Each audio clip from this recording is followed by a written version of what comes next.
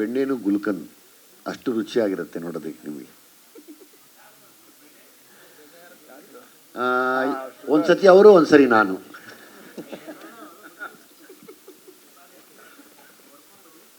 ಇಬ್ಬರು ಡೈರೆಕ್ಟರ್ ಒಟ್ಟಿಗೆ ಕೆಲಸ ಮಾಡಿದ್ದೀರಿ, ಆ ಎಕ್ಸ್ಪೀರಿಯನ್ಸು ಸ್ಕ್ರೀನ್ ಶೇರ್ ಇಲ್ಲ. ಈಗ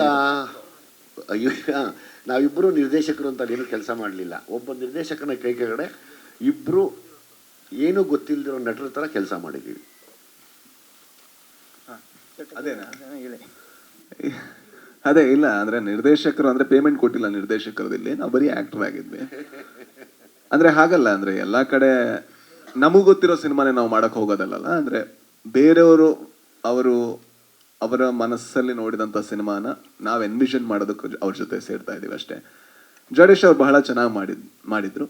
ಏನಾದರೂ ನಮಗೆ ಅದು ಸರಿ ಅನ್ಸಿಲ್ಲ ಅಂದ್ರೆ ಡೌಟ್ ಕೇಳ್ತಾ ಇದ್ವಿ, ಹೌದಾ ಸರ್ ಇದು ಹೇಗೆ ಇದು ಹಾಗೆ ಅಂತ. ಅವರು ಕೂಡ ತುಂಬಾ ಕರೆಕ್ಟಾಗಿ ಎಕ್ಸ್ಪ್ಲೈನ್ ಮಾಡ್ತಾ ಇದ್ರು. ಕೆಲವು ಸಲ ಅವರಿಗೂ ಡೌಟ್ ಇದ್ದಾಗ, ಸರ್ ನಾನು ಹೀಗೆ ಅನ್ಕೊಂಡಿದ್ದೀನಿ ಇದು ಸರಿ ಕಾಣಿಸುತ್ತಾ ಅಂತ ಅವ್ರು ಕೇಳಿ. ಸೊ ಇಟ್ಸ್ ಅಂದ್ರೆ ದೊಡ್ಡವರು ಇವನು ನಾನು ಅವರು ಅನ್ನೋದಕ್ಕಿಂತ ಒಂಥರ ಓಪನ್ ಪ್ಲಾಟ್ಫಾರ್ಮ್ ತರ ಇತ್ತು. ಸೊ ಸ್ವಾಮಿಯಿಂದ ಹಿಡಿದು ಜಡೇಶ್ ಅವ್ರ ತನಕ ನಾವೆಲ್ಲ ಮಾತಾಡ್ತಾ ಇದ್ವಿ, ನಾನು ಹೀಗೆ ಮಾಡ್ಬೋದಾ, ಇಲ್ಲಿ ಮೂವ್ ಆಗ್ಬೋದಾ, ಈ ತರ ಮಾಡ್ಬೋದಾ ಅಂತ. ಸೊ ಇಲ್ಲಿ ಡೈರೆಕ್ಟರ್ ಆಗಿ ನಮ್ದು ಯಾವುದೇ ಕೆಲಸ ಇಲ್ಲ, ಬರೀ ನಟರಾಗಿ ಮಾತ್ರ ಮಾಡಿದ್ದು. ಬಟ್ ನನಗೆ ಬಹಳ ಚಾಲೆಂಜ್ ಆದಂತಹ ಪಾತ್ರ. ಸೊ ಈ ಸಿನಿಮಾದಲ್ಲಿ ಗೆಟಪ್ ತುಂಬಾ ಚೆನ್ನಾಗಿದೆ ನಿಮ್ದು. ನಿಮ್ಮ ನೋಡ್ಕೊಂಡಾಗ ಹೇಗೆ ಅನಿಸ್ತು ಮೇಕಪ್ ಮಾಡಿದಾಗ? ಕೂದಲಿದ್ರೆ ಚೆನ್ನಾಗಿತ್ತು ಅಂತ ಅನಿಸ್ತು. ಬಟ್ ಆದ್ರೆ ಕೂದಲಿದ್ರೆ ನಾನು ಆಕ್ಟರ್ ಆಗ್ತಿರ್ಲಿಲ್ಲ. ಯಾಕಂದ್ರೆ ನಾನು ಒಂದು ಮೊಟ್ಟೆ ಕತೆ ಮಾಡಿದ್ದೆ ನನ್ ಕೂದಲಿಲ್ಲ ಅಂತ. ಇಲ್ಲಾಂದ್ರೆ ನಂಗೆ ಆಕ್ಟರ್ ಆಗ್ಬೇಕು ಅಂತ ಯಾವ ಆಸೆನೂ ಇರ್ಲಿಲ್ಲ. ಹಾಗಾಗಿ ನೋಡಿ, ನನ್ ಕೂದಲಿಲ್ಲದೆ ಇರೋದು ವೀಕ್ನೆಸ್ ಅಲ್ಲ, ಅದರಿಂದ ನಾನು ಇವತ್ತಿಲ್ಲಿ ಕೂತಿದ್ದೀನಿ. ಬಹಳ ಖುಷಿ ಆಯ್ತು. ಒಂದೇನಂತ ಹೇಳಿದ್ರೆ, ನಮ್ಮ ಜೀವನ ಬಹಳ ಬೇರೆ ಬೇರೆ ರೀತಿಯ ಜೀವನಗಳು. ಅಂದ್ರೆ ಸರ್ ಯಾವತ್ತೂ ಕೂಡ ಸಿನಿಮಾ ರಂಗದಲ್ಲಿ ತೊಡಗಿಸ್ಕೊಳ್ಬೇಕು ಅಂತಾನೆ ಇದ್ದವರು. ನನಗೂ ಸಿನಿಮಾ ರಂಗಕ್ಕೂ ಸಂಬಂಧನೇ ಇಲ್ಲ. ಎಲ್ಲೋ ಮಂಗಳೂರಲ್ಲಿ ಮೀನ್ ತಿನ್ಕೊಂಡು ನಾನು ಬದುಕ್ದವನು. ಬಟ್ ಆದ್ರೆ ನಮ್ಮ ಇಂಟೆನ್ಷನ್ ಒಂದೇ, ಅಂದ್ರೆ ಸಿನಿಮಾದಲ್ಲಿ ಏನೋ ಒಂದು ನಾವಿಲ್ಲಿ ತನಕ ಮಾಡದಿರೋದು ನಮಗೆ ಚಾಲೆಂಜ್ ಆಗಿರುವಂಥದ್ದು ಮಾಡಬೇಕು ಅಂತ. ಸೊ ಜೊತೆಗೆ ನಿಂತಾಗ ವಿಜಯ್ ಸರ್ ಜೊತೆ ಅಂದ್ರೆ ಫೈಟ್ ಆದಾಗ ಹೇಳಿದೆ, ಮೈ ಒಂದು ಬಿಟ್ಬಿಡಿ ಮತ್ತೆ ಕೇಸ್ ಆಗತ್ತೆ ನಿಮ್ಮ ಮೇಲೆ ಅಂತ. ಸೊ ಬಟ್ ಅದನ್ನ ಬಿಟ್ಟು ಎಲ್ಲಾ ಸೀಕ್ವೆನ್ಸ್ಗಳಲ್ಲೂ ಕೂಡ ಇಟ್ ವಾಸ್ ವೆರಿ ಬ್ಯೂಟಿಫುಲ್. ಅಂದ್ರೆ ನಾವು ವರ್ಕ್ ಮಾಡ್ತಾ ಇದ್ವಿ. ಅಂದ್ರೆ ನಮ್ಮ ಮೂಮೆಂಟ್ ಇಂದ ಹಿಡಿದು ನಾನು ಈ ತರ ಮಾಡ್ಬೋದಾ, ನೀವ್ ಈ ತರ ಮಾಡ್ಬೋದಾ. ಅಂಡ್ ಜೊತೆಗೆ ಜಡೇಶ್ ಅವ್ರು ಬರ್ದಿರೋ ರೀತಿಲಿ ಕೂಡ ಅಂದ್ರೆ ಅದೊಂದು ಬಹಳ ದೊಡ್ಡ ಒಂದು ಟಗ್ ಆಫ್ ವಾರ್ ಇದೆ ಇವ್ರ ಮಧ್ಯೆ. ಒಂದ್ಸಲ ಇವ್ನ ಹೇಳಿದ್ರೆ ಒಂದ್ಸಲ ಆ ಕಡೆ ಎಳಿತಾರೆ. ಸೊ ಆ ವಾರ್ಗಳ ಇದರಲ್ಲಿ ಬಹಳ ಚೆನ್ನಾಗಿತ್ತು. ಒಂಥರ ಇಟ್ ವಾಸ್ ಫನ್, ಖುಷಿ ಆಯ್ತು. ಇಬ್ರು ರೆಡಿ ಆಗ್ತಿದ್ವಿ, ಒಂದ್ಸರಿ ನಗ್ತಿದ್ವಿ. ಶಾರ್ಟ್ ಆಗಿದ್ದ ತಕ್ಷಣ ನಕ್ಕು ಬಿಡ್ತಾ ಇದ್ವಿ. ಆಮೇಲೆ ತಿರ್ಗಿ ಹಂಗೆ ಮೂಡ್ಗೆ ಹೋಗ್ತಿದ್ವಿ. ಅಲ್ಲಿ ಒಬ್ಬರು ಪೈಪೋಟಿ ಮಾಡಿದಿರ ಒಬ್ರಿಗೊಬ್ರು ನಮ್ಗೇನು ನಿರ್ದೇಶಕರು ಹೇಳಿದರು ಅದನ್ನು ಒಪ್ಪಿಸ್ತಾ ಸಪೋರ್ಟ್ ಮಾಡ್ತಾ ಹೋದ್ವಿ. ಯಾಕೆಂದರೆ ಜನರಲಿ ಏನಾಗುತ್ತೆ, ಈಗ ಶೆಟ್ಟಿ ಹೇಳ್ದಂಗೆ ಕೆಲವರು ಸಹಿಸಲ್ಲ, ನಿಜ ಅದು. ಕೆಲವರು ವಿಲನ್ಗಳು ನಿಂತ್ರೇ ಸಹಿಸಲ್ಲ. ಇಲ್ಲಿ ನಾವು ಹಂಗೆ ಯಾರೂ ಮಾಡಲಿಲ್ಲ. ನಾವಿಬ್ಬರೂ ಅವರ ಏನು ಬರವಣಿಗೆ ಇತ್ತೋ ಅದನ್ನು ತುಂಬ ಮನಸ್ಪೂರ್ವಕವಾಗಿ ಹೃದಯ ತುಂಬಿ ಅದನ್ನು ಮಾತಾಡಿದ್ದೀವಿ ಅಷ್ಟೇ. ಸೊ ಹಂಗಾಗಿ ಅದು ತುಂಬ ಮುದ್ದಾಗಿ ಬಂದಿದೆ ಅನ್ಕೋತೀನಿ. ಇಬ್ಬರು ಒಬ್ರಿಗೊಬ್ರು ಲೈಕ್ ಫಸ್ಟು ಬಿಫೋರ್ ಆ್ಯಕ್ಷನ್ ಹೇಳೋಕ್ಕಿಂತ ಮುಂಚೆ ಎಲ್ಲ ಪ್ರಿಪೇರ್ ಆಗ್ತಿದ್ವಿ, ನಗ್ತಿದ್ವಿ. ಶೆಟ್ರ ಹಿಂಗಿದೆ ಬನ್ನಿ ಆಯಿತು ಅಂತ ಟಕ್ಕಂತ ಹಂಗೆ ಸೀರಿಯಸ್ ಆಗ್ತಿದ್ವಿ. ಶಾರ್ಟ್ ಆದಮೇಲೆ ಇದು ಥಿಯೇಟ್ರಲ್ಲಿ ಹಿಂಗೆ ಮಾತಾಡ್ಬೋದಲ್ವಾ ಅಂತ ಇಬ್ಬರು ಡಿಸ್ಕಸ್ ಮಾಡ್ತಿದ್ವಿ. ಅಂದ್ರೆ ಏನಾಗುತ್ತೆ ಕೆಲವು ಸಲ, ಅಂದ್ರೆ ನಾವು ಸೀನನ್ನು ತಿಂದಾಕಕ್ಕೆ ಟ್ರೈ ಮಾಡ್ತೀವಿ. ಐ ಥಿಂಕ್ ಅದು ಒಬ್ಬ ನಟನಿಗಿರುವಂತಹ ಬಹಳ ದೊಡ್ಡ ವೀಕ್ನೆಸ್ ಅಂತ. ಅಂದ್ರೆ ತಿಂದಾಕ್ಬೇಕು ಅಂತಿಲ್ಲ, ಅವನು ಡೈರೆಕ್ಟರ್ ಏನ್ ಮಾಡಿದಾನೆ ಅದನ್ನ ಸರ್ವ್ ಮಾಡಿದ್ರೆ ಸಾಕು. ನಾವು ಸೀನ್ನ ಸೇವಕರು, ನಾವಲ್ಲಿ ಎಲ್ಲದರಲ್ಲೂ ಸ್ಕೋರ್ ಮಾಡಕ್ಕಿರೋದಲ್ಲ. ಕೆಲವು ಕಡೆ ನಾನು ಸೋಲ್ಲೇಬೇಕು, ಆ ಸೋತ್ರೇನೆ ಚಂದ ಸ್ಕ್ರೀನ್ ಪ್ಲೇಲಿ. ಕೆಲವು ಕಡೆ ಸರ್ ಸೋಲ್ಬೇಕು, ಅಲ್ಲಿ ಸೋತ್ರೇನೆ ಚಂದ. ಇಲ್ಲಾಂದ್ರೆ ಆಡಿಯನ್ಸ್ಗೆ ಆ ಎಕ್ಸ್ಪೀರಿಯನ್ಸ್ ಇರಲ್ಲ. ಯಾಕೆ ಗೆಲ್ಬೇಕು ಅನ್ಸುತ್ತೆ, ಒಬ್ಬ ಸೋತವನ್ ಗೆಲ್ಬೇಕು ಅಂತ ಅನ್ಸುತ್ತೆ. ಬಟ್ ಅದನ್ನ ನಾವು ಯಾವ ರೀತಿ ಬರಬೇಕು, ಸರ್ ಅವ್ರು ಸೋಲ್ಬೇಕಾದ್ರೆ ಸ್ವಲ್ಪ ಡೀಪಾಗಿ ಸೋಲ್ತೀನಿ ಅಂತ ಅವ್ರು ಒಪ್ಕೋತಾ ಇದ್ರು. ನಾನು ಹಿಂಗ್ ಮಾಡ್ಬಿಡ್ತೀನಿ ಅಂತ. ಜಡೇಶ್ ಸರ್ ಅಷ್ಟು ಸೋಲ್ಬಿಡಿ, ಇಲ್ಲ ನಾನು ಸೋಲ್ತೀನಿ ಅಂತ ಅವರು. ಸೊ ಈ ತರ ಇದ್ದಾಗ ಏನಾಗುತ್ತೆ ಅಂದ್ರೆ ಬಹಳ ಖುಷಿ ಆಗುತ್ತೆ. ಮುಖಾಮುಖಿ ಅನ್ನೋದಕ್ಕಿಂತ ಅಂದ್ರೆ ನಾವೇನ್ ಅನ್ಕೋತೀವಿ, ಸಿನಿಮಾದಲ್ಲಿ ಮುಖಾಮುಖಿ ಅಲ್ಲ, ಸಿನಿಮಾದಲ್ಲಿ ನಾವು ಡ್ಯಾನ್ಸ್ ಮಾಡೋದು ಜೊತೆಗೆ. ಮುಖಾಮುಖಿ ಅನ್ನುವಂತ ಕಾನ್ಸೆಪ್ಟೇ ಸಿನಿಮಾದಲ್ಲಿ ಇಲ್ಲ. ಅದು ಸ್ಕ್ರೀನಲ್ಲಿ ಮುಖಾಮುಖಿ ತರ ಕಾಣಿಸುತ್ತೆ. ಬಟ್ ಬರ್ಬೇಕಾದ್ರೆ ನೀನ್ ಹಾಂಗ್ ಮಾಡಿದ್ರೆ, ನಾ ಹೆದರಿದ್ರೆ ಮಾತ್ರ ಆಕ್ಚುಲಿ ಆ ಲುಕ್ಕಿಗೆ ಪವರ್. ನಾನು ಮುಖಾಮುಖಿ ಅಂತ ನಾನು ಆ ರಿಯಾಕ್ಷನ್ ಕೊಟ್ರೆ ಆಗ ಸೀನ್ ಸೋತೋಗುತ್ತೆ. ಐ ಥಿಂಕ್ ಆ ಕಾಂಪಿಟೇಷನ್ ಇರಲಿಲ್ಲ. It was like a dance. So ಅವ್ರೊಂದು ಸ್ಟೆಪ್ ಇಡ್ತಿದ್ರು, ನಾನೊಂದು ಸ್ಟೆಪ್ ಇಡ್ತಿದ್ದೆ. So it became a dance ಅಷ್ಟೇ. ವಿಜಯ್ ಸರ್, ಟೀಸರ್ ನೋಡ್ತಾ ಇದ್ರೆ ಆ ಕಾಟೇರ ನೆಕ್ಸ್ಟ್ ವರ್ಷನ್ ಏನಪ್ಪಾ ಅಂತ ಅನಿಸ್ತಾ ಇತ್ತು. ಸೊ ಬಿಕಾಸ್ ಅಲ್ಲೂ ಕೂಡ ರೈತರಿಗೆ ಪರವಾಗಿ ಒಂದು ಮೆಸೇಜ್ ಕೊಡ್ತಾರೆ. ಸೊ ಇಲ್ಲೂ ಕೂಡ ಟೀಸರ್ ನೋಡಿದಾಗ ಆ ರೀತಿಯಾಗಿ ಏನಾದ್ರು ಸ್ಟ್ರಾಂಗ್ ಮೆಸೇಜ್ ರವಾನೆ ಆಗಿದೆಯಾ? ಬಿಕಾಸ್ ರೈತರ ಕಷ್ಟ ಅನ್ನೋದು ಹೇಳುತ್ತಿರೋದಾಗಿ ಸುರೇಶ್ ಕೆ ಹಂಪಿ ಅವರೇ ಡೈಲಾಗ್ ರೈಟರ್ ಆಗಿರ್ತಾರೆ. ಸೊ ಇಲ್ಲಿ ಅನ್ನದಾತರ ಪರವಾಗಿ ಒಂದು ಸ್ಟ್ರಾಂಗ್ ಮೆಸೇಜ್ ಏನಾದರೂ ರವಾನೆ ಆಗ್ತಾ ಇದೆಯಾ ಅಂತ ಸಿನಿಮಾದ ಮುಖಾಂತರ? 100% ಇದು ಒಬ್ಬ ಪ್ರಾಮಾಣಿಕ ರೈತರ ಕಥೆನೇ ಇದು. ಅವರೆಲ್ಲ ನೋವು ನಲಿವುಗಳನ್ನ ಮತ್ತೆ ಇನ್ನೊಂದಷ್ಟು ಡೀಪಾಗಿ ಹೋಗಿ ಏನು ನಡೆದಿತ್ತು, ಏನು ನಡಿಬೋದಾಗಿತ್ತು, ಏನು ಆಗಬೇಕು ಅನ್ನೋದನ್ನು ತುಂಬ ವಿವರವಾಗಿ ಹೇಳಿರುವಂಥ ಒಂದು ಮುದ್ದಾದ ಕತೆ. ತುಂಬ ಮುದ್ದಾಗಿದೆ. ಸರ್, ಇವಾಗ ರೀಸೆಂಟ್ ಆಗಿ ಕಬ್ಬು ಬೆಳೆಗಾರರು ಹೋರಾಟ ಮಾಡಿದ್ರು. ಬೆಳಗಾವಿಯಲ್ಲಿ ತುಂಬಾ ಅತಿರೇಕಕ್ಕೆ ಹೋಯ್ತು ಹೋರಾಟ ಅನ್ನುವಂಥದ್ದು. 3,500 ರೂಪಾಯಿಗೆ ಬೆಲೆ ನಿಗದಿ ಮಾಡಿ ಅಂತ ಸರ್ಕಾರ ಮೀನಾಮೇಷ ಎಣಿಸ್ತಾ ಇದೆ, ಬರೀ 300 ರೂಪಾಯಿ ಮುಖ ನೋಡ್ಕೊಂಡು. ನಾನು ಒಬ್ಬ ರೈತಾಪಿ ಕುಟುಂಬದಿಂದ ಬಂದಿರೋದಕ್ಕೆ ಕೇಳ್ತಾ ಇದ್ದೀನಿ, ಪಿಜ್ಜಾ ಬರ್ಗರ್ಗೆ ನಾವು ಬೆಲೆ ನೋಡಲ್ಲ, ಎಷ್ಟು ಕೇಳಿದ್ರು ಕೊಟ್ಬಿಟ್ಟು 500 ರೂಪಾಯಿ ಇದ್ರು ತಿಂತೀವಿ, 1000 ರೂಪಾಯಿ ಇದ್ರು ತಿಂತೀವಿ. ಬಟ್ ರೈತರಿಗೆ ಯಾಕೆ ಸಂಕಷ್ಟ ಅಂತ ಅಟ್ಲೀಸ್ಟ್ ನಿಮ್ಮ ಮೂವಿ ನೋಡಿ ಎಚ್ಚೆತ್ಕೊಳ್ಬಹುದಾ ಸರ್ಕಾರ? ಇಲ್ಲ, ತುಂಬ ಒಳ್ಳೆ ಪಾಯಿಂಟ್ ಮಾತಾಡಿದ್ರಿ ನೀವು. ನಮ್ಮಲ್ಲಿ ನಾವು ಒಗ್ಗಟ್ಟಾಗಿ ಹಂಗೆ ಬೆಲೆ ಕಡಿಮೆ ಆದಾಗ ನಾವೆಲ್ಲರೂ ಹೋಗಿ ಕೊಂಡ್ಕೊಂಡ್ರೆ ಆ ರೈತನ ಮನೇಲಿ ಆತ್ಮಹತ್ಯೆ ಆಗೋದಿಲ್ಲ. ಅದನ್ನು ನಾವು ಮಾಡಲ್ಲ. ಮತ್ತೆ ಆನ್ಲೈನಲ್ಲಿ ಆರ್ಡರ್ ಮಾಡಿ ಬೇಕಾಗಿರೋ ಜಂಕ್ ಫುಡ್ ತರಿಸ್ಕೊಂಡು ತಿಂತಾ ಇರ್ತೀವಿ. ನಮ್ಮಲ್ಲೇ ಇದೆ, ನಾವು ಮಾಡಬೇಕಾಗಿರೋದು. ಇದು ಸರ್ಕಾರದ ಜವಾಬ್ದಾರಿನೂ ಇದೆ, ಸರ್ಕಾರದ ಹೊಣೆನೂ ಇದೆ, ಇಲ್ಲ ಅಂತ ನಾನು ಹೇಳ್ತಿಲ್ಲ. ನಾನು ನೀವು ಹೌದು, ಇವತ್ತು ರೈತರು ನಾವು ಇಷ್ಟೊತ್ತು ಈ ಮಟ್ಟಕ್ಕೆ ಕೂರಕ್ಕೆ ನಿಲ್ಲಕ್ಕೆ ರೈತರೇ ಕಾರಣ ಅನ್ನೋದೇ. ಆದರೆ ನಾವೆಲ್ಲರೂ ಅಂಥ ಸಮಯದಲ್ಲಿ ನಮ್ಮ ಕೈಯಿಂದ ನಾವೇ ದುಡ್ಡು ಕೊಟ್ಟು ತಂದು ಮನೇಲಿ ತಿನ್ನಬೇಕು. ಅದು ನಡೆದಾಗ ಮಾತ್ರ ಚೆಂದ. ನಾವು ಅವ್ರನ್ನ ಬಿಟ್ಕೊಡ್ಬಾರ್ದು ಯಾವತ್ತೂ. ಯಾಕೆಂದರೆ ಯಾವತ್ತು ನಾವು ಅವ್ರನ್ನ ಬಿಟ್ಕೊಡ್ತೀವಿ, ಅವ್ರ ಮನೆ ಒಬ್ಬ ರೈತ ಕೋಟ್ಯಾಂತರ ಜನಕ್ಕೆ ಅನ್ನ ಹಾಕೋ ಶಕ್ತಿ ಇದ್ದಾಗ ಅವನು ಆತ್ಮಹತ್ಯೆ ಮಾಡ್ಕೋತಾ ಇದ್ದಾನೆ. ಅದು ನಡಿಬಾರ್ದು ಅಂದರೆ ನಾವು ನೆಟ್ಟಿಗಿರ್ಬೇಕು ಫಸ್ಟ್. ಕ್ವಶನ್ ಹೆಂಗಿದಲ್ಲ,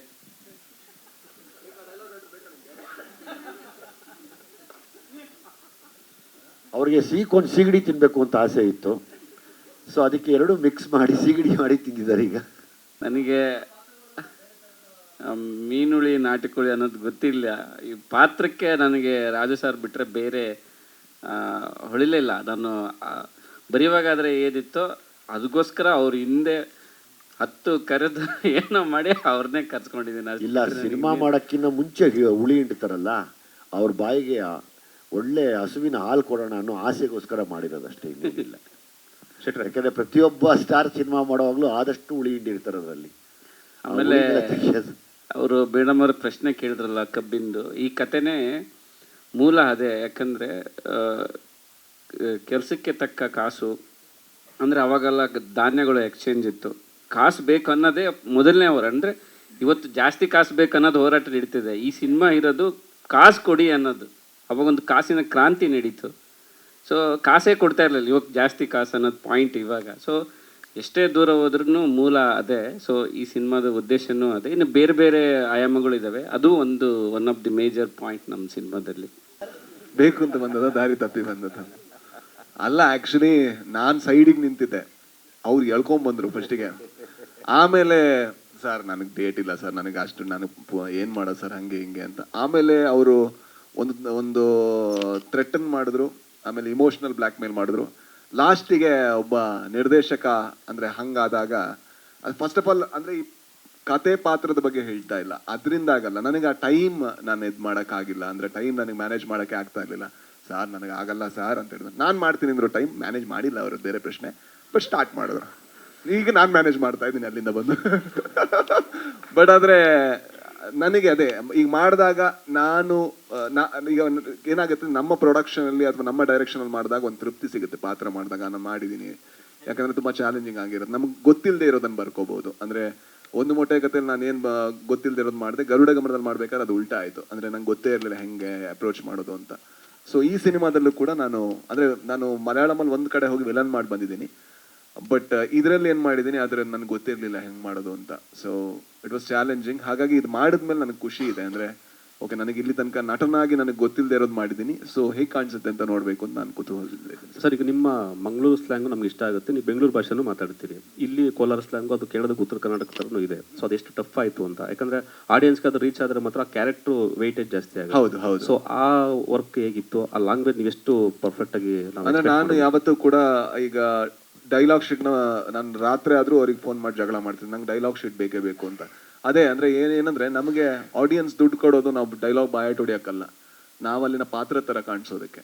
ಸೊ ಹಾಗಾಗಿ ನಾನು ಲಾಸ್ಟ್ ಮೂಮೆಂಟಿಗೆ ನಾನು ಏನೋ ಹೇಳಿದ್ರೆ ಅದು ಸರಿ ಆಗಲ್ಲ ಅಂತ ನನಗೆ ಇದಿತ್ತು. ಯಾಕಂದರೆ ಈಗ ನಾನು ಮಂಗಳೂರು ಕನ್ನಡ ಸಿನಿಮಾಗಳನ್ನು ಮಾಡ್ಬೇಕಾದ್ರೆ ಮಂಗಳೂರು ಕನ್ನಡದ ನಟರನ್ನೇ ಆಯ್ಕೆ ಮಾಡ್ತೀನಿ, ಯಾಕಂದರೆ ಆ ಒಂದು ಸ್ಲ್ಯಾಂಗ್ ಬರಬೇಕು ಅಂತ. ಸೊ ನಾವೆಲ್ಲಿನ ಜಾಗದವರು ಅದು ಮಾಡ್ಬೇಕಾದ್ರೆ ನಾವು ಅಷ್ಟು ಜಾಗ್ರತೆ ವಹಿಸ್ಬೇಕಾದ್ರೆ, ನಾವು ಬೇರೆ ಸ್ಲ್ಯಾಂಗ್ ಮಾಡ್ಬೇಕಾದ್ರೆ ಅದು ಮಾಡಿದ್ರೇನೆ ಚಂದ, ಇಲ್ಲಾಂದ್ರೆ ಅದು ಅನ್ಯಾಯ ಆಗುತ್ತೆ. ಹಾಗಾಗಿ ನಾನು ಮಂಜನ್ನ ಫಸ್ಟಿಗೆ ಅವ್ರು ಬರ್ಬೇಕಾದ್ರೆ ಅವ್ರು ಕ್ಯಾರವಾನಿ ಬರಬೇಕು, ಇದು ಹೆಂಗೆ, ಇದು ಇದು ಎಲ್ಲಿ ಕಾ ಬರುತ್ತೆ, ಎಲ್ಲಿ ಇದು ಬರುತ್ತೆ, ಓ ಇದಾ ಅದಾ ಅಂತ. ಮತ್ತೆ ಡೈಲಾಗ್ ಬೇರೆ ಲೆಂತಿ ಇತ್ತು. ಫಸ್ಟ್ ದಿವಸ ಅಂತೂ ನಂಗೆ ತಲೆ ಎಲ್ಲ ಹಾಳಾಗೋಗಿದೆ, ಅಂದರೆ ಅಷ್ಟು. ಬಟ್ ಆದರೆ ಅವ್ನು ತುಂಬ ಕಾನ್ಫಿಡೆಂಟ್ ಆಗಿ ಟಾಂಟಿಯಾಗಿ ತುಂಬ ಕೂಲಾಗಿ ಮಾತಾಡ್ತಿರ್ತಾನೆ, ನನ್ನ ಒಳಗಡೆ ಡೈಲಾಗ್ ಬರ್ತಾ ಇಲ್ಲ. ಬಟ್ ಅದನ್ನ ಪ್ರಾಕ್ಟೀಸ್ ಮಾಡಿರೋ ಕಾರಣದಿಂದ ಅದೆಲ್ಲ ಈಸಿ ಆಯಿತು. ಬಟ್ ಇದೇ ಅಲ್ವಾ ಸರ್ ಆಕ್ಟರ್ ಚಾಲೆಂಜು, ಒಬ್ಬ ನಟನಿಗೆ ಮಾತ್ರ ಈ ಒಂದು ಬದುಕಿರುತ್ತೆ. ಅಂದರೆ ಹಲವಾರು ಬದುಕುಗಳು ಅವನಾಗಬಹುದು, ಹಲವಾರು ಭಾಗದ ಜನ ಅವನಾಗ್ಬೋದು. ಐ ಥಿಂಕ್ ಆ ಭಾಗ್ಯ ನಮಗಿದೆ, ಅದನ್ನ ನಾವು ತುಂಬ ಚೆನ್ನಾಗಿ ಮಾಡಬೇಕು ಆ್ಯಂಡ್ ತುಂಬ ರೆಸ್ಪೆಕ್ಟ್ಫುಲ್ ಇರಬೇಕು ಅದ್ರ ಬಗ್ಗೆ. ಆಗಿದ್ದೀನಿ ಅಂತ ನನಗೆ ನನ್ನ ಟೀಚರ್ಗಳು ಏನು ಹೇಳ್ಕೊಟ್ಟಿದ್ದಾರೆ ಅದನ್ನು ಮಾಡಿದ್ದೀನಿ ಅಂತ ಅನ್ಸುತ್ತೆ ನನಗೆ. ರಾಜ್ ಸರ್, ಇಲ್ಲಿ ಅಭಿಲಾಷ್. ಹಲೋ ಅಭಿಲಾಷ್. ಈ ಟೀಸರ್ ಟ್ರೈಲರಲ್ಲಿ ಯಾವ್ದಾದ್ರು ಕಾರಿಂದ ಅಥವಾ ಮನೆಯಿಂದ ಕಾಲು ಹೊರಗೆ ಬಂದರೆ ಅದು ರಾಜ್ ಬಿ ಶೆಟ್ಟಿ ಅಂತ ಇನ್ನು ನಾವು ಒಪ್ಕೊಳ್ಬೋದಾ? ನಾನು ಅದೇ ಹೇಳಿದೆ, ಅಂದರೆ ಈಗ ಸೂಫ್ರಮ್ ಸೋ ಅಲ್ಲಿ ನಾನು ಕಾಲು ಇಡಬೇಕಾದ್ರೆ ಸ್ವಲ್ಪ ಬೇರೆ ಥರ ಇಡ್ತೀನಿ, ಇದ್ರಲ್ಲಿ ಕಾಲು ಇಡಬೇಕಾದ್ರೆ ಅದೇ ಕಾಲೇ. ಸೊ ದೇವರದಲ್ಲಿ ಆ ಕಾಲು ಇಡಬೇಕಾದ್ರೆ ಎಷ್ಟು ದುಡ್ಡು ಬಂತು ಅದಕ್ಕಿಂತ ಡಬಲ್ ಇಲ್ಲಿ ಬರಲಿ ಅಂತ ನಾನು ಬೇಡ್ಕೋತೀನಿ ಅಷ್ಟೇ. ಟರ್ಬೋಗೆ ಹೋಲಿಸಿದ್ರೆ ಆ ನೆಗೆಟಿವ್ ಪಾತ್ರ ಇದರಲ್ಲಿ ಎಷ್ಟು ಭಿನ್ನವಾಗಿದೆ? ಟರ್ಬೋದಲ್ಲಿ ನೀವಾಗಿದ್ರಿ, ಅಂದ್ರೆ ವಿತೌಟ್ ಕೂದಲು. ಹೌದು. ಇದರಲ್ಲಿ ವಿತ್ ಕೂದಲು. ಎಷ್ಟು ಡಿಫರೆನ್ಸ್ ಆಗಿದೆ? ಒನ್ ಟೈಮಲ್ಲಿ ನಂಗೆ ಕೂದಲಿತ್ತು, ನಾನೇ ಇದು. ಸೊ ಏನು ಡಿಫರೆನ್ಸ್ ಅಂದರೆ ಸರ್, ಇದರಲ್ಲಿ ಅವನು ಒಬ್ಬ ಖಳನಾಯಕ ಎಲ್ಲ ಇಮೋಷನಲ್ ರೇಂಜಿಗೆ ಹೋಗ್ತಾನೆ. ನಾನು ನೋಡಿಲ್ಲ, ಐ ಥಿಂಕ್. ಅಂದರೆ ನಾರ್ಮಲಿ ಏನಿರುತ್ತೆ, ನಾಯಕನಿಗೆ ಆ ಇಮೋಷನಲ್ ರೇಂಜ್ ಇರುತ್ತೆ, ಅವನೊಂದ್ಸಲ ಬೀಳ್ಬೋದು. ನಮ್ಮ ಇಂಡಸ್ಟ್ರಿಗಳಲ್ಲಿ ಅವನ ಹತ್ರ ಖಳನಾಯಕ ಅಲ್ಲ, ಅಥವಾ ಅವ್ನು ಲೋ ಆದರೆ ಖಳನಾಯಕ ಅಲ್ಲ, ಅವನ ದುಃಖವನ್ನು ವ್ಯಕ್ತಪಡಿಸಿದ್ರೆ ಖಳನಾಯಕ ಅಲ್ಲ. ಅವನು ಆ್ಯಕ್ಚುಲಿ ತುಂಬ ಕೆಟ್ಟ ವ್ಯಕ್ತಿ ಇರ್ಬೋದು, ಬಟ್ ಅವನ ದುಃಖ ಅವನಿಗೆ ದುಃಖ, ಅದು ಕರೆಕ್ಟ್ ಅಲ್ವಾ? ಆ ಎಲ್ಲದನ್ನ ಎಕ್ಸ್ಪ್ಲೋರ್ ಮಾಡುವಂಥ ಸ್ಪೇಸು ಈ ಪಾತ್ರಕ್ಕೆ ಇತ್ತು. ಸೊ ಕೆಲವು ಸಲ ಅವರು ಯಾವ ಥರ ಸೀನ್ ಬರಿತಾ ಇದ್ರು ಅಂದರೆ ಅವ್ರಿಗೆ ಹೇಳ್ಕೊಳ್ಳೋದಕ್ಕೆ ಸ್ವಲ್ಪ ಮುಜುಗರ ಆಗ್ತಾ ಇತ್ತು. ಸರ್ ಈ ಥರ ಒಂದು ಬರ್ದಿದ್ದೀನಿ, ನೀವು ಮಾಡ್ತಿರೋ ಇಲ್ಲೋ ಗೊತ್ತಿಲ್ಲ ಅಂತ. ಮಾಡ್ಬೋದು ಸರ್, ಮಾಡ್ಬೋದು. ಅಲ್ಲ ಸರ್ ಸ್ವಲ್ಪ ಇಂಟೆನ್ಸ್, ಮಾಡ್ಬೋದು ನಾನು. ಬಟ್ ಅದು ಮಾಡಬೇಕಾದ್ರೆ ಆ ಒಂದು ಇಮೋಷ್ನಲ್ ಒಂದು ಇದಿರುತ್ತಲ್ವ ಸರ್, ಏನು ಆ ಹೋಗೋದು. ಅಂದರೆ ನಮ್ಮೆಲ್ಲರಲ್ಲೂ ಕೂಡ ಗೊತ್ತಿಲ್ಲದೇನೋ ಏನೋ ಒಬ್ಬ ಶೋಷಕ ಇದ್ದೇ ಇರ್ತಾನೆ. ಒಬ್ಬ ಸೆಕ್ಯೂರಿಟಿ ಗಾರ್ಡ್ ನಮ್ಮನ್ನು ತಡೆದ ತಕ್ಷಣ ನಮ್ಮೊಳಗೆ ಏಯ್ ಅಂತ ಮಾತಾಡ್ಬಿಡ್ತೀವಿ. ಐ ಥಿಂಕ್ ನಾವು ಅದನ್ನು ನರ್ಚರ್ ಮಾಡಬೇಕು ಸಿನಿಮಾಗೋಸ್ಕರ ಮಾತ್ರ.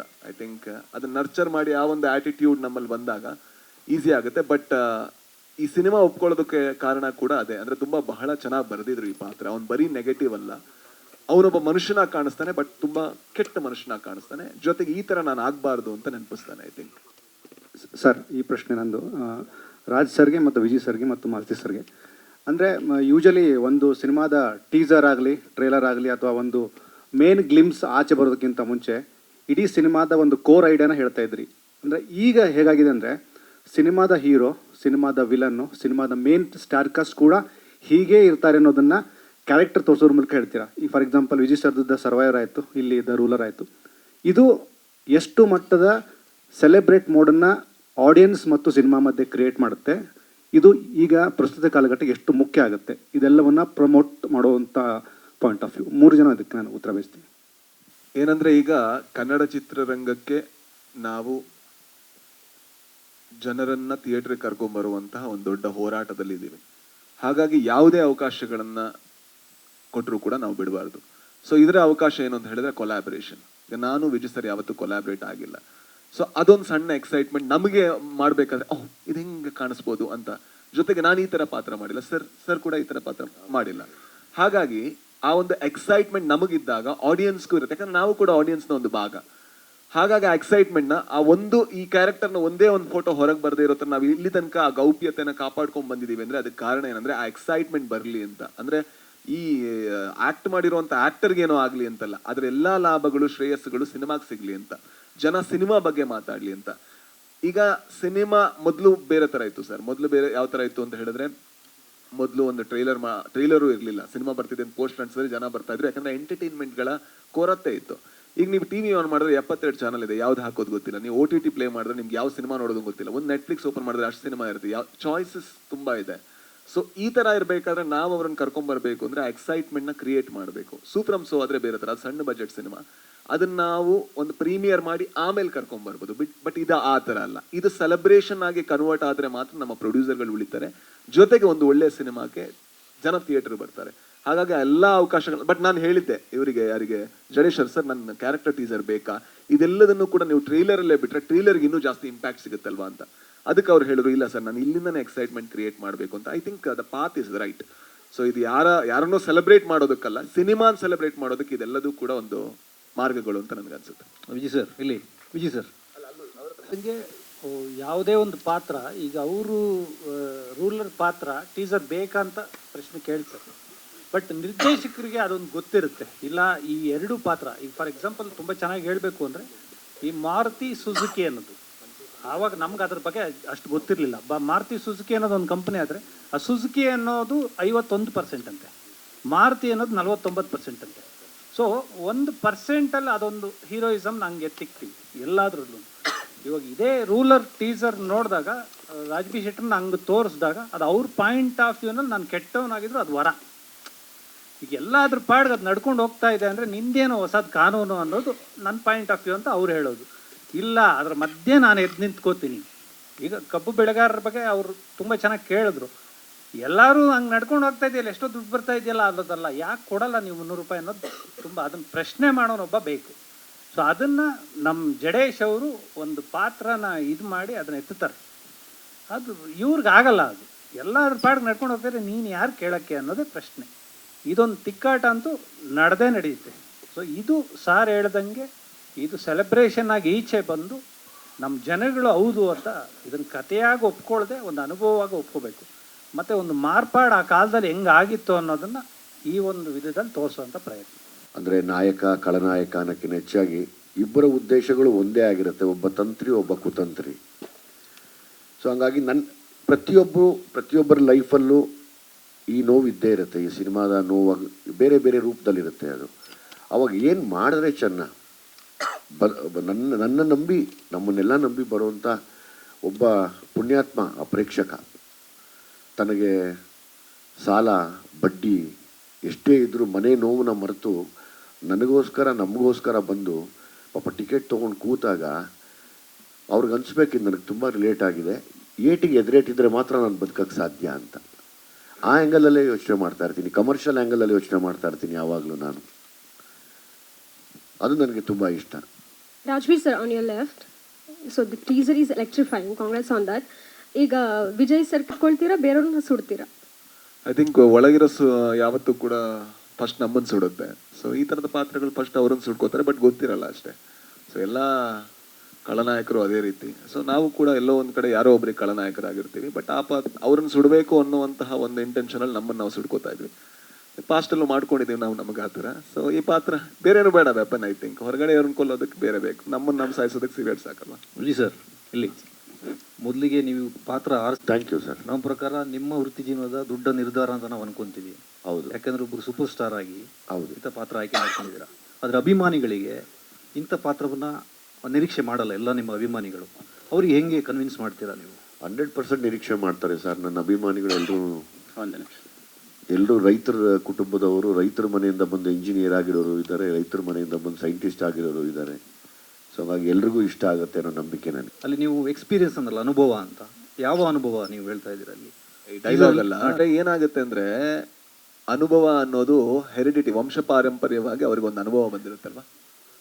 ಅಕ್ಷರ ಈಗಲ್ವಾ ನೀನ್ ಮಾತ್ರ ಕಲ್ತ್ಕೊಂಡಿರೋದು ಅಕ್ಷರ ಅವನ ಪ್ರಕಾರ, ಬಟ್ ಅನುಭವ ನನ್ನಲ್ಲ, ನನ್ನ ತಂದೆಗೂ ಅನುಭವ ಆಯ್ತು ರೂಲ್ ಮಾಡಿ, ಅವ್ರ ತಂದೆಗೂ ಅನುಭವ ಆಯ್ತು ರೂಲ್ ಮಾಡಿ.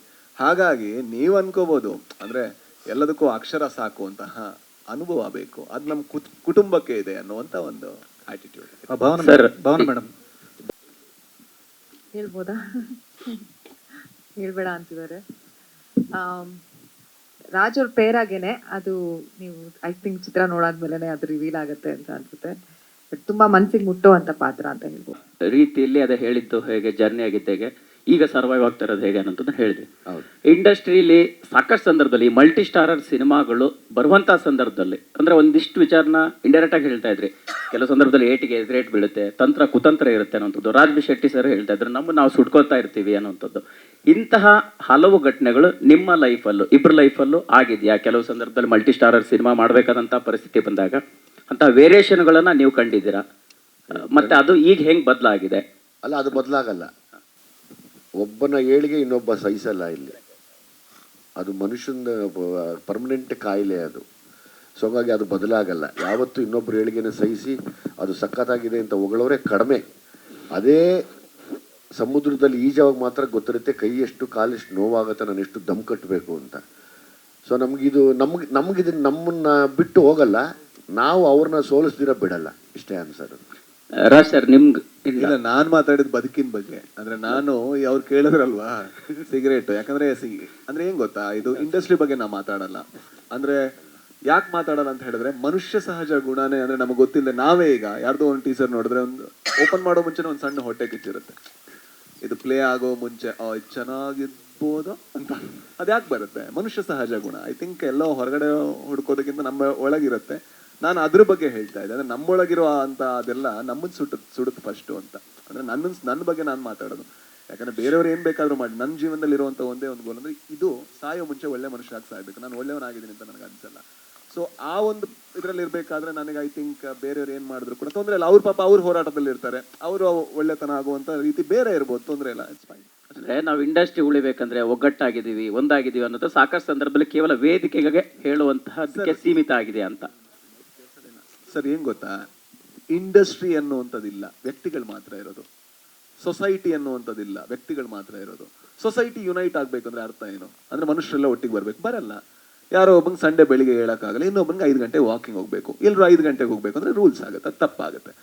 ಇಂಡಸ್ಟ್ರಿ ಇರೋದೇ ಹೀಗೆ, ಇದಲ್ಲ ಎಲ್ಲ ಇಂಡಸ್ಟ್ರಿ ಇರೋದೇ ಹೀಗೆ. ಯಾಕಂದ್ರೆ ಮನುಷ್ಯರೇ ಸರ್, ಫೈನಲಿ ಮನುಷ್ಯರು ನಂತರ ನಿಂತರ ಹಾಗೆ ಇರ್ತಾರೆ. ಯಾರೋ ಒಬ್ರಿಗೆ ಮೀಡಿಯಾ ಇಷ್ಟ ಆಗುತ್ತೆ, ಯಾರೋ ಒಬ್ರಿಗೆ ಸಿನಿಮಾ ಇಷ್ಟ ಆಗುತ್ತೆ. ಎಲ್ರಿಗೂ ಒಂದು ಇಷ್ಟ ಆಗಬೇಕು, ಇದೇ ರೀತಿ ನಡ್ಕೊಳ್ಬೇಕು ಅನ್ನೋದೇ I think that's not right. ಎಲ್ಲರೂ ಕೂಡ ಅವ್ರ ಪ್ರಕಾರ ಬದುಕಲಿ. ಬಟ್ ನಾವೇನಂದ್ರೆ ನಮ್ಮ ಸಿನಿಮಾನ ಬೆಟರ್ ಮಾಡೋದಕ್ಕೆ, ಒಬ್ಬ ನಟನಾಗಿ ನಾನು ಬೆಟರ್ ಆಗೋದಕ್ಕೆ, ಒಬ್ಬ ನಿರ್ದೇಶಕನಾಗಿ ಇನ್ನೂ ಕಲಿಯೋದಕ್ಕೆ ನನ್ನ ಹೋರಾಟ ಇರಬೇಕು. ಏನ್ ಬೇಕಾದ್ರೂ ಹೇಳಿ, ತೊಂದರೆ ಇಲ್ಲ. ಅಂದ್ರೆ ಈಗ ಯಾರಾದ್ರೂ ಒಬ್ರು ಸರ್, ನನಗೆ ಯಾರೋ ಒಬ್ರು ಹೇಳಿದ್ರು ಗರುಡ ಗಮನ ಆಗ್ಬೇಕಾದ್ರೆ, ಅವರಿಬ್ರು ಕಾಮಿಡಿ ಮಾಡೋರು, ಆಗ ರಿಷಬ್ ಬೆಲ್ ಬಾಟಮ್ ಮಾಡಿದ್ರು, ನಾನು ಒಂದು ಮೋಟೆ ಕಥೆ ಮಾಡಿದೆ. ಅವರಿಬ್ರು ಕಾಮಿಡಿ ಮಾಡೋ ಗ್ಯಾಂಗ್ಸ್ಟರ್ ಸಿನಿಮಾ ಯಾರು ನೋಡ್ತಾರೆ ಅವ್ರದ್ದು ಅಂತ. ತಪ್ಪ ಅವ್ರು ಹೇಳಿದ್ರು, ತಪ್ಪಲ್ಲ, ಕರೆಕ್ಟ್ ತಾನೆ? ಏನ್ ತಪ್ಪಿದೆ ಅದ್ರಲ್ಲಿ ಹೇಳಿದ್ರೆ? ಏನ್ ತಪ್ಪಿಲ್ಲ, ಕರೆಕ್ಟು. ಆಗ ನಾನೇನ್ ಮಾಡಿದೆ, ಅದನ್ನ ಪ್ರಮೋಷನ್ ಯಾವ ತರ ಮಾಡ್ಬೇಕು ಅಂತ ಯೋಚನೆ ಮಾಡಿದೆ. ಕರೆಕ್ಟ್ ತಾನೆ? ಅವ್ನು ಹೇಳಿದ್ರು 100% ಕರೆಕ್ಟ್, ಅದ್ರಲ್ಲಿ ಯಾವುದೇ ಡೌಟ್ ಇಲ್ಲ. ಬಟ್ ಅದು ಫ್ಯಾಕ್ಟ್ ಆಗದಾಗ ನಾವು ಸರಿ ಮಾಡ್ಕೋಬೇಕು. ಅದು ಫ್ಯಾಕ್ಟ್ ಅಲ್ಲದೆ ಇದ್ದಾಗ ಪರವಾಗಿಲ್ಲ, ತೊಂದರೆ ಇಲ್ಲ ಅಂತ ಬಿಟ್ಟು ಹಾಕ್ಬೇಕಷ್ಟೇ. ವಿಜಿ ಸರ್, ಈ ಒಂದು ಕ್ವಶನ್ಸ್ಗೆ ಕಂಟಿನ್ಯೂಟಿ ಹೇಳೋದಾದ್ರೆ, ಅವಾಗದಿಂದ ಸ್ಟೇಜ್ ಮೇಲೆ ಪ್ರತಿಯೊಂದು ಮಾತಲ್ಲೂ ಕೂಡ ಒಂದು ನೋವಿನ ಮಾತು ಹೇಳ್ತಾ ಇದ್ರಿ. ಸೊ ನನ್ಗೆ ಏನೋ ನನ್ನನ್ನ ತುಳಿಯಕ್ಕೆ ಪ್ರಯತ್ನ ಪಡ್ತಿದ್ದಾರೆ ಅನ್ನೋ ಮಟ್ಟದಲ್ಲಿ. ಇಲ್ಲ, ನನ್ನನ್ನ ಅಂತಲ್ಲಮ್ಮ, ನಂತರ ಯಾರು ಬಂದ್ರು ಅಷ್ಟೇನೆ. ಅಂದ್ರೆ ಅದು ನಿರ್ದೇಶಕ ಆಗ್ಬೋದು, ಡೈಲಾಗ್ ರೈಟರ್ ಆಗ್ಬೋದು, ಅಥವಾ ಎನಿಬಡಿ. ಈ ಸಿನಿಮಾ ಫೀಲ್ಡ್ ಅನ್ನೋದೇ ಹಂಗೇನೆ. ಆ ವಿಚಾರಕ್ಕೆ ಯಾವ್ದಾದ್ರು ಸಂಸ್ಥೆ ಮೇಲೆನಾ, ವ್ಯಕ್ತಿ ಮೇಲೆನಾ, ಅಥವಾ ಕಮೆಂಟ್ ಮಾಡೋದು? ಯಾರ ಮೇಲೆ ಹೇಳ್ತಿಲ್ಲ. ಅಂದ್ರೆ ಈಗ ಹೆಂಗೆ ಕಾಂಟ್ರವರ್ಸಿ ಕೇಳ್ಬಿಡಿ. ಇಲ್ಲ, ಶೆಟ್ರ್ ಹೆಂಗೆ ಇವಾಗ ಸೊಸೈಟಿ ಅನ್ನೋದಿಲ್ಲ, ಮನುಷ್ಯ ಅನ್ನೋದಿದ್ದೀವಿ. ಮನುಷ್ಯನ ಸಹಜ ಗುಣ ಅಲ್ವಾ, ದ್ವೇಷ, ಅಸೂಯೆ, ಮತ್ತೆ ಅವನ್ನ ಸಹಿಸದೇ ಇರೋದು ಸಹಜ ಗುಣ. ಅದು ನಮ್ಮಲ್ಲೂ ಇದೆ ಅಂತ ಹೇಳಿದೆ ನಾನು. ನನ್ನ ಮೇಲೆ ಇದೆ ಅಂತಲ್ಲ, ನನ್ನ ಮೇಲೆ ಇದ್ರೆ ನಾನು ಕೇರ್ ಮಾಡಲ್ಲ ಯಾರಿಗೂ. ಅದಕ್ಕೆ ಇವತ್ತು ಇಷ್ಟು ಹೊಡೆದಾಡ್ತೀನಿ ಕೂಡ. ರಾಜ್ ಸರ್, ಈ ಕತೆ ಒಪ್ಕೋಬೇಕಾದ್ರೆ ಒಬ್ಬ ವಿಲನ್ ಪಾತ್ರದಲ್ಲಿ ನಾನು ಬರ್ತಾ ಇದ್ದೀನಿ ಅಂದಾಗ ಯೋಚನೆ ಮಾಡಿದ್ದೀರಾ? ಕಥೆಯನ್ನ ಕೇಳಿದ್ಮೇಲೆ ಇದಕ್ಕೆ ಹೋಗ್ಬೇಕಾ ಬೇಡವಾ, ಆ ತರ ಏನಾದ್ರು ಯೋಚನೆ ಇತ್ತಾ? ಆ ಯೋಚನೆ ಇಲ್ಲ ನೋಡಿ. ನಾನೀಗ ಹೋಗಿ ಮಲಯಾಳಮಲ್ಲಿ ಒಂದು ವಿಲನ್ ಆಗಿ ಮಾಡಿ ಬಂದೆ. ಅದನ್ನೇನಾದ್ರೂ ನಾನು ಕನ್ನಡ ಇದ್ರಲ್ಲಿ ಮಾಡಿದ್ರೆ, ಕನ್ನಡ ಸಿನಿಮಾಗಳಿಗೆ ಲಾಭ ಇದೆ ಅಂತಾದ್ರೆ ನಾನು ಮಾಡಬಹುದು, ಒಳ್ಳೆ ರೋಲ್ ಇದ್ದಾಗ. ಮತ್ತೆ ಇದು ವಿಲನ್ ರೋಲ್ ಅನ್ನೋದಕ್ಕಿಂತ ಈ ಸಿನಿಮಾಗೆ ತುಂಬಾ ಇಂಪಾರ್ಟೆಂಟ್ ರೋಲ್. ಹಾಗಾಗಿ ನಾನು ಇಲ್ಲಿ ತನಕ ಈ ತರ ಮಾಡಲಿಲ್ಲ. ಹಾಗಾಗಿ ನಾನು ಮಾಡಿದೆ. ಆ ಥರ ಲೆಕ್ಕಾಚಾರ ಬರೋಣ. ನಾನು ಫಸ್ಟ್ ಆಫ್ ಆಲ್ ನಾನು ಹೀರೋ ಮೆಟೀರಿಯಲ್ ನಾನು ಮಾಡಿದ್ದೆ, ಒಂದು ಮೊಟ್ಟೆ ಕಥೆಯಿಂದ ಬಂದಿದ್ದು. ಯಾವ್ದು ಒಳ್ಳೆ ಪಾತ್ರ ಇದೆ ಅದನ್ನ ಮಾಡ್ಕೊಂಡು ಹೋಗ್ತೀನಿ. ಮತ್ತೆ ಇನ್ನೊಂದು ಒಂದು ಪ್ರಶ್ನೆಗೆ ಟೈಮ್ ಇದೆ ಅಂತ ಇವರಿಗೆ ಶೋ ಸ್ಟಾರ್ಟ್ ಅಂತ. ಶೆಟ್ರಿಗೆ ಆ ಪ್ರಶ್ನೆಗೆ ಕಂಟಿನ್ಯೂಟಿ ಆಗಿ ಅಂದರೆ ಯಾವುದೇ ಕತೆಗೆ ನಿಮಗೆ ಎಕ್ಸೈಟ್ಮೆಂಟ್ ಕೊಡಲಿಲ್ಲ ಅಂದರೆ ಅದೆಷ್ಟೇ ದೊಡ್ಡ ಸಿನಿಮಾ ಆದರೂ ಒಪ್ಕೊಳ್ಳೋದು ಭಾಳ ಕಷ್ಟ ನೀವು. ಸೊ ಇದರಲ್ಲಿ ಮೇಲ್ನೋಟಕ್ಕೆ ಒಂದು ಸೇಡಿನ ಕತೆ ಅಂತ ಅನಿಸಿದ್ರು ಕೂಡ ಒಳಗೆ ಬೇರೆ ಒಂದು ಸೋಲ್ ಇರುವಂಥದ್ದು ಅದೇನದು ಅಂತ. ಅದ್ರ ಜೊತೆಗೆ ಇಲ್ಲಿ ತನಕ ಬಹುತೇಕ ಸಿನಿಮಾಗಳು ಕರಾವಳಿ ಭಾಗದ ಸಿನಿಮಾಗಳೇ ಆಗಿರುತ್ತೆ ನಿಮ್ದು. ಈಗ ದಯಮಾಡಿ ನನಗೊಂದು ಕ್ಷಮೆ ಇರಲಿ, ಕರಾವಳಿ ಸಿನಿಮಾ ಈ ಸಿನಿಮಾ ಅನ್ನೋದು ಬೇಡ ಸರ್. ಎಲ್ಲವೂ ಸಿನಿಮಾ ಅಂತ ನಾನು ನಂಬಿದ್ದೀನಿ. ನನ್ನ ಯಾವಾಗಲೂ ಹಾಗೆ ಪಾಪ ಯಾವಾಗಲೂ ಅದು ಡಿವೈಡ್ ಮಾಡಿಬಿಡ್ತಾ ಇದ್ದೀವಿ. ಅವ್ರು ಮಂಗಳೂರವರು ಅನ್ನೋದು, ಅವ್ರು ಶೆಟ್ರು ಅನ್ನೋದು, ಇನ್ನು ಕರಾವಳಿ ಇಲ್ಲ ಸರ್. ಎಲ್ಲರೂ ಒಡೆದಾಡಿರೋದು ಒಂದೇ ಒಂದು ಕಾರಣಕ್ಕೆ ಸಿನಿಮಾ. ಆ ಸಿನಿಮಾ ಅನ್ನೋ ಒಡೆದಾಟಕ್ಕೋಸ್ಕರ ನಾವೆಲ್ಲರೂ ಒಡೆದಾಡ್ತಾ ಇದ್ದೀವಿ ಎಲ್ಲ ಮೂಲೆಗಳಿಂದನೂ. ಕರ್ನಾಟಕದ ಎಲ್ಲ ಭಾಗ, ಇವತ್ತು ಎಲ್ಲ ಭಾಗಗಳಿಂದನೂ ಸಿನಿಮಾ ಮಾಡ್ತಾ ಇದ್ದಾರೆ ಸರ್. ನಾವೆಲ್ಲ ಸೇರಿ ಕನ್ನಡ ಸಿನಿಮಾನ, ಕನ್ನಡ ಚಿತ್ರೋದ್ಯಮನ ನಮ್ಮ ಕೈಲಿ ಎಷ್ಟು ಸಾಧ್ಯನೋ ಅಷ್ಟು ದೊಡ್ಡ ಮಟ್ಟಕ್ಕೆ ತೊಗೊಂಡೋಗ್ಬೇಕು ಅನ್ನೋ ಆಸೆ ನನಗೆ. ಕ್ಷಮಿಸಿದೆ. ಖಂಡಿತ ಸರ್, ಅದೇ ಉತ್ತರಕ್ಕೋಸ್ಕರ ವೇಟ್ ಮಾಡಿ. ಇಲ್ಲ, ಐ ಥಿಂಕ್ ಅಂದ್ರೆ ಎಲ್ಲಾ ಭಾಷೆಯಲ್ಲಿ ಅದೊಂದು ಚೆಲುವಿದೆ, ಎಲ್ಲ ಕಲ್ಚರಲ್ ಚೆಲುವಿದೆ. ನಾನು ಮಂಡ್ಯಕ್ಕೆ ಹೋದ್ರೆ ಮುದ್ದೆನೆ ತಿನ್ನೋನು. ಅಂದ್ರೆ ಅಲ್ಲಿಗೆ ಹೋಗಿ ಮೀನ್ ಸಾರು ಮತ್ತೆ ಕೋಳಿ ರೊಟ್ಟಿ ಕೇಳಲ್ಲ ನಾನು. ಅಂದ್ರೆ ಪ್ರತಿ ಒಂದು ಸಂಸ್ಕೃತಿಯಲ್ಲೂ ಒಂದು ಬ್ಯೂಟಿ ಇರುತ್ತೆ. ಅದನ್ನ ನಾವು ಸಿನಿಮಾದಲ್ಲಿ ನಾವ್ ಯಾಕೆ ಬೇರೆದ್ ಮಾಡಕ್ಕಾಗಲ್ಲ ಅಂದ್ರೆ ನಮಗೆ ಅದರದೊಂದು ಡೆಪ್ತ್ ಅಲ್ಲಿ ಗೊತ್ತಿರಲ್ಲ. ಆಗ ಏನ್ ಮಾಡ್ಬೋದು, ಯಾರೋ ಗೊತ್ತಿರೋರು ಮಾಡಿದಾಗ ಅದಕ್ಕೆ ಅವ್ರ ಜೊತೆ ಕೈಗೂಡಿಸ್ಬೋದು. ಜೊತೆಗೆ ಈ ತರ ಟೀಚರ್ಗಳು ಇರ್ತಾರೆ ಕಲಿಸೋದಕ್ಕೆ. ಸೊ ಅವ್ರ ಜೊತೆ ಇದಾದಾಗ ಕರ್ನಾಟಕ ತುಂಬಾ ಬಹಳ ಸುಂದರವಾದಂತಹ ರಾಜ್ಯ. ಈಗ ಬೇರೆ ಯಾವ ರಾಜ್ಯಕ್ಕೂ ಕೂಡ ಇಷ್ಟು ಬ್ಯೂಟಿ ಇದೆಯಲ್ಲೋ. ಅಂದ್ರೆ ಒಂದು ಸಂಸ್ಕೃತಿ ಮತ್ತೆ ಜಾಗ ಅದು ಬದಲಾಗುವಂತ ರೀತಿ ಬಹಳ ಭಿನ್ನವಾಗಿದೆ. ಯಾವಾಗ್ಲೂ ಮಂಗಳೂರು ಕಡೆ ಸಿನಿಮಾ ಬೇರೆದು ಮಾಡಿದ್ದೀನಿ, ಬೇರೆದು ವರ್ಕ್ ಆಗಿಲ್ಲ ಅನ್ನೋ ಕಾರಣಕ್ಕೋಸ್ಕರ ಅಷ್ಟು ನೋಟಿಸ್ ಆಗಿಲ್ಲ. ಸೊ ಎಲ್ಲದು ಒಂದೇ ಜಾಗದ ಒಂದೇ ರೀಜನ್ ಸಿನಿಮಾಗಳು ವರ್ಕ್ ಆಗಿದೆ. ಫಾರ್ಚುನೇಟ್ಲಿ ಇದು ವರ್ಕ್ ಆದ್ರೆ ಅದು ಬ್ರೇಕ್ ಆಗುತ್ತೆ, ಮತ್ತೆ ಈ ತರದ ಪಾತ್ರಗಳು ಬರುತ್ತೆ ಅಂತ ಅನ್ಕೋತೀನಿ. ಸರ್ ವಿಜಯ್ ಸರ್ಗೆ ಕೊನೆಯದಾಗಿ ಸರ್, ಇಲ್ಲಿ ಸರ್ ಇವತ್ತಿನ ಸಿನಿಮಾ ಬೆಳವಣಿಗೆನ ತುಂಬಾ ಚೆನ್ನಾಗಿ ಅರ್ಥ ಮಾಡ್ಕೊಂಡು, ಯಾಕಂದ್ರೆ ನಿಮ್ಮ ಮಾತಿನಲ್ಲೇ ಗೊತ್ತಾಗ್ತದೆ. ಅಂದ್ರೆ ವೇದಿಕೆ ಮೇಲೆ ಹೇಳ್ತಾ ಇದ್ರಿ, ಅಂದ್ರೆ ನನ್ನ ಸಿನಿಮಾದಲ್ಲಿ ಬಿಲ್ಡಪ್ಗಳಾಗ್ಲಿ ಅಥವಾ ನನಗಿಂತ ಸ್ಕ್ರೀನ್ ಸ್ಪೇಸ್ ಬೇರೆಯವ್ರಿಗೆ ಜಾಸ್ತಿ ಇದ್ರೆ ನಾನು ತಲೆ ಕೆಡ್ಸ್ಕೊಳ್ಳೋದು ಯಾವುದನ್ನು ನಾನು ನೋಡಲ್ಲ ಅಂತ ಹೇಳ್ತಾ ಇದ್ರಿ. ಏನ್ ಕಾರಣಕ್ಕೆ? ಅಂದ್ರೆ ಕತೆ ಏನು ಡಿಮ್ಯಾಂಡ್ ಮಾಡುತ್ತೋ ಅದನ್ನ ಮಾತ್ರ ಮಾಡಿದ್ರೆ ಚೆಂದ ಅಲ್ವಾ? ಅವಾಗ ಒಳ್ಳೆ ಕತೆ ಅಂತ ಹೇಳಿ ತಾವೇ ಹೇಳ್ತೀರಾ, ಇಲ್ಲಾಂದ್ರೆ ಒಳ್ಳೆ ಕತೆ ಅಲ್ಲ ಅಂತೀರಾ. ಅದಕ್ಕೋಸ್ಕರ ಅಷ್ಟೇ. ಈ ಪಾತ್ರ ಒಂದು ವಿಶೇಷ, ಅಳೆದವರು ಮತ್ತು ಉಳಿದವರ ಮಧ್ಯದಲ್ಲಿ ಒಂದು ಗ್ಯಾಪ್ ಇದೆ ಸರ್. ಆ ಗ್ಯಾಪೇ ನಾನು ಸರ್.